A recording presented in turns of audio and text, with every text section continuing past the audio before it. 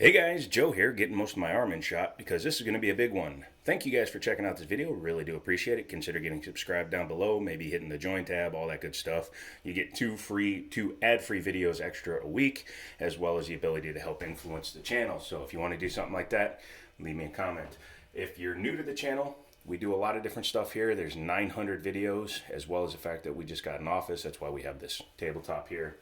And you can kind of check out the videos and see what I used to do, what I do now, and what I will do in the future. So, do. If you're new to the firearms side of the channel, what I do is I work it for my buddy's store down in Harrisonburg, Virginia. It's called Liberty Arms. Google it. I can't put them in the description, otherwise demonetized. But it allows me to take a look at firearms. We're going to do that today. Also, it's because I'm kind of building a little bit of a weird collection. If you watch Demo Ranch, you'll know that Matt Carricker has a collection of gold firearms. Well, I'm not Demo Ranch. I have, 6,000 subs. So I've decided to go with a full-on bronze theme for my guns. However, I'm only buying guns that are manufactured in that color. This is my Canik TP9 DA, double action. You can see the video up there. And it's in a burnt bronze with black accents. This is my Ruger Wrangler, also in burnt bronze with black accents. You've also seen my CMMG Banshee. I'll link that one up there too. Excuse me, just had breakfast. And that one was the first one, burnt bronze with black accents. So I've kind of made it a, not goal, but a habit now that I will continue to buy manufacturers' burnt bronze firearms. Unfortunately, I may be in trouble with that because one of our distributors does special editions in burnt bronze. Such as this guy. This is a Ruger Precision Rimfire. Just by that name, you should know that this is probably going to be a pretty cool piece, but it's also probably going to be a 22. However, it's a beautiful 22. Let me back you up a little bit more. Sorry, got all kinds of stuff here in my workroom still. There we go. Wow, you can actually get it all in picture there. So I'm going to take the bolt out. There's the bolt. Comes uninstalled just for packing reasons. It's a Ruger, so you get a nice Ruger 1022 mag. What are these, 15 rounders? Yeah, this is the 15 rounder. You also get a gun lock, and you get this guy. It's hard to make sure I'm on camera because I'm actually standing way in front of it today. Other than that, the box is empty, so we're going to set that aside and take a look at this guy. Just want to make sure she's in camera and frame. But as you can see, color definitely matches, which was the point.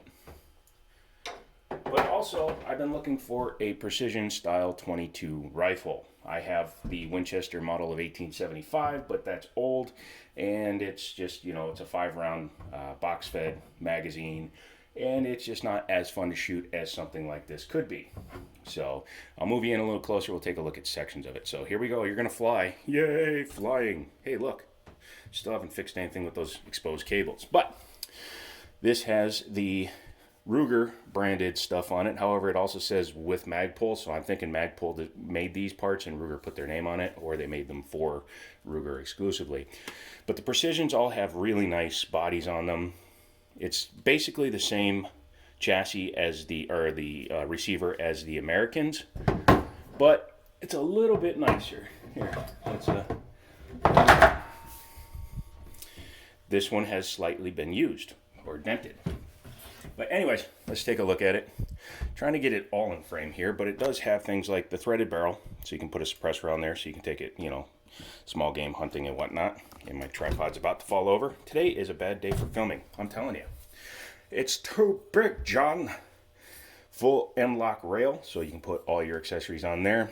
Picatinny up top, so that you can put your optics. Obviously, it has no backup sights or even flip-up sights. However, you can put a set of flip-up peephole sights if you want, but the very definition of this firearm is that you will actually want to put an optic on it because it's supposed to be for precision shooting.